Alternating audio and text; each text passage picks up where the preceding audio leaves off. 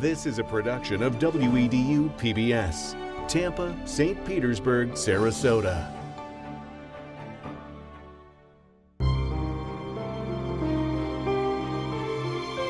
This is a world-famous citrus tower. It is a landmark, and way before there was Walt Disney World, this was the place to be. It was officially opened in 1956. How high are we going?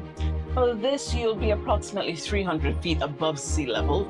It is actually the highest viewing point in the States. You go up to the very top, and I think we're there. Wow, what a view.